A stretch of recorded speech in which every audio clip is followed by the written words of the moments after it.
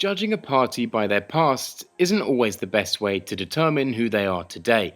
The Alternative for Germany started as an economically liberal party aiming to abolish the euro. Now, only 3 years later, it's an anti-immigration populist party. The PD of Italy was formerly the Italian Communist Party, but has since transformed into a centre-left establishment party. Origins aren't necessarily reliable indicators of who a party is or what it stands for. During a live TV debate in October, Sweden's Prime Minister Stefan Löfven dubbed the Sweden Democrats a Nazi and racist party, which was met with outrage by Sweden Democrats party leadership. When pushed on the matter, Löfven conceded that maybe he said it wrong, but stood by his statement in asserting the Sweden Democrats had Nazi roots. In many ways, this isn't factually inaccurate. The Sweden Democrats are a unique case. Usually parties with histories of extreme right-wing politics struggle indelibly. Those that have had success usually are of a somewhat different breed. The French National Front, for example, despite what some may say, hasn't historically drawn its support from National Socialism, but from a specifically French tradition of anti-republicanism, and has never openly embraced Nazism. The FPO, although having its origins in the Federation of Independents, a party embraced by many former Nazis, could hardly have been considered a Nazi party in ideology. The Dutch PVV couldn't be more removed from National Socialism, with strong ties to Jewish organizations both in Israel and America. The Sweden Democrats, though, do have a recent past that has embraced Nazi imagery, but have undergone rapid change within the last decade or so. Now they are Sweden's third largest party. Parties of the extreme right have historically been incredibly unsuccessful in Sweden. Even during the 1930s, the National Socialist Party of the time was only able to acquire 0.7% of the vote. Indeed, all mainstream parties in Sweden have held a long-term agreement not to invoke the immigration issue, something that still stands today, although is showing visible cracks that we will discuss later. Surprisingly, even public opinion polls suggest immigration has, historically, held little salience among the public. A Eurobarometer study conducted in 2015 showed that the Swedish public was the most positive regarding immigration and ethnic diversity in Europe, at 62%, although this is a lower figure than in previous years. Exit polls post-2014 election showed immigration wasn't even one of the top 10 issues mobilizing voters. This isn't as surprising as it sounds. If no parties granted legitimacy by the establishment support curtailing immigration, then immigration isn't going to be at the forefront of voter consciousness when headed to the booths. Think of it this way: political parties create political issues and aren't just passive responders to them. However, come 2015, immigration was considered the most important issue facing the nation. This doesn't necessarily mean that attitudes are becoming especially negative in general, but it does mean that the issue is increasing in salience, most likely due to the rise of the Sweden Democrats and the migration crisis. So then, what's the story? Sweden never had a viable right-wing party in the 80s, but it did have a booming far-right subculture. Emulating the successes of the National Front and its skinhead youth movement in Great Britain, Sweden had one of the largest skinhead communities in Europe and became one of the biggest exporters of white power music. Extreme nationalist groups formed around this cultural space, most notably Keep Sweden Swedish, whose primary political activity was handing out leaflets and bumper stickers throughout the 80s. One, for example, warned Swedish women against having sex with Africans for fear of AIDS. Yeah, politically, of course, this didn't get anybody anywhere, but they did have a pop cultural impact. Ultima Thule, for example, a band supported by Keep Sweden Swedish and had strong associations with the British band Screwdriver, managed to achieve 1 platinum album and 3 gold albums, their singles frequently entering the top 20 hits of the time. This has never happened anywhere else. It's quite amazing, actually. Maybe this did have an impact in some sense. Not for Keep Sweden Swedish, but the success of Ultima Thule happened about the time of the rise of New Democracy, a populist party in Sweden whose founder Bert Karlsson originally signed Ultima Thule to his record label. Bert Karlsson, the owner of an amusement park, and Count Ian Wachtmeister founded the party 7 months prior to the election after meeting at an airport and realizing they shared much in common politically.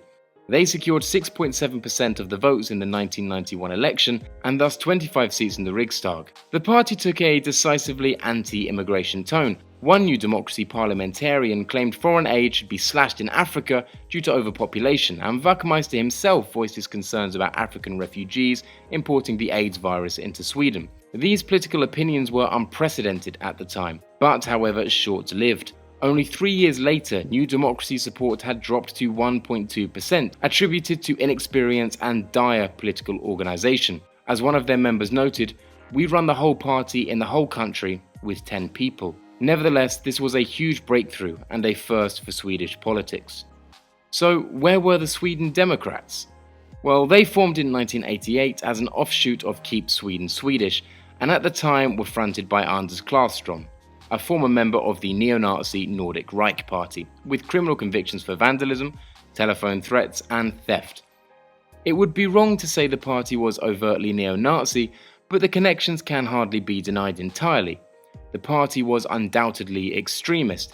In 1993, its youth leader was found attempting to bomb a left-wing rally with a loaded grenade.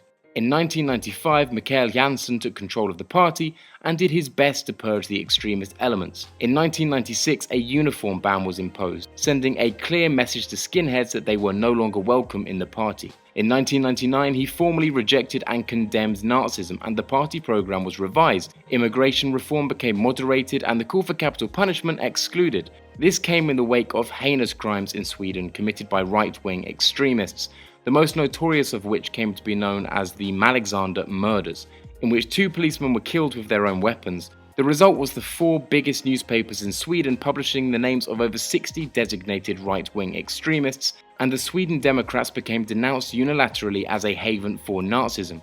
In 2000, Jansen authored an article entitled "Our Loathing of Nazism" and claimed the party had been sanitized of its Nazi elements. All this culminated in a split within the party. The National Democrats formed in protest of Jansen's liberalization of party policy. Predictably, the National Democrats never received more than 0.2% of the vote and disbanded in 2014. In retrospect, this was the best thing that ever happened to the Sweden Democrats. It allowed them to finally purge themselves of the elements that had rendered them political pariahs.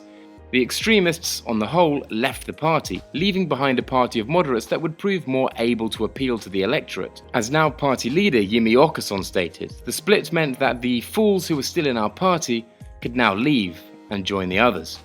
As I've alluded to in my other videos, the success of a radical right party is largely dependent on its supporters. A party full of extremists is doomed to failure, whereas the influx of moderates is correlated with an eventual electoral success. A monumental step in this direction was the defection of Sten Christer Andersson, a former moderate party MP, to the Sweden Democrats in 2002. The party was getting a whole lot closer to how we recognise it today. Speaking of Åkesson, he took control of the party in 2005 and continued the modernisation process, and in short, this has worked. A whole lot. In 2006, the party became eligible for state subsidies. In 2010, they almost doubled their vote and entered the Riksdag, a first for a right-wing populist party since New Democracy. Then in 2014, the party more than doubled their vote and became the party with the 3rd largest representation in the Riksdag, a monumental rise. Party propaganda has changed since the days of railing against miscegenation. Now Åkesson stands proudly between 2 ethnic minority Swedes in campaign videos. 14% of Sweden Democrats' membership is of immigrant origin, aligning with the demographics of the country. So what has the response been? The party is stuck in an almost watertight cordon sanitaire. In 2002, the Sweden Democrats got a mere 1.4% of the vote, but still, all establishment parties vowed not to work with them under any circumstances, and sometimes even went on to form unlikely coalitions to block the party. This is in contrast with public opinion, however. One opinion poll suggested that over half of the population thinks established parties should cooperate with the Sweden Democrats for mutually beneficial goals. For the sake of thoroughness, this has happened once. In 2006, 2 social democratic politicians tried to enter an agreement with the Sweden Democrats in the town of Trelleborg. This resulted in the 2 social democrat politicians having to resign. The social costs and political pressure were simply too great to bear. Another attempt to break the establishment's silence on immigration was made in 2014, weeks before the election, by youth leader of the Christian Democratic Party, Sara Huttedal. She argued, "We risk increased segregation along with more social exclusion and rage when gaps develop between our desire to help and our structural capacity to do so." We must begin a serious fact-based discussion about where to set the limit for how many refugees Sweden can accept. Magda Rasmusson, the youth leader of the Green Party, responded, stating that in the past, the only party to raise such issues was the Sweden Democrats. This is true. She then went on to say, "We also know that the only thing that is certain to increase the growth of the Sweden Democrats is for other parties to legitimate its view of reality. This sort of move from an established party opens the way for something very unpleasant. This is the bind the establishment in Sweden finds itself in. For decades, they have refused to discuss the issue of immigration for fear of granting legitimacy to the issue and thus empowering the Sweden Democrats. Now the issue has salience, but to them, co-option is not an option. This would only legitimize the Sweden Democrats further. But silence has the equally deleterious effect of making the Sweden Democrats the only political force the public can turn to. This is exactly what is happening. 59% of Sweden Democrats voters in 2014 had previously voted for the other 7 establishment parties. The establishment has literally made themselves powerless to stop them.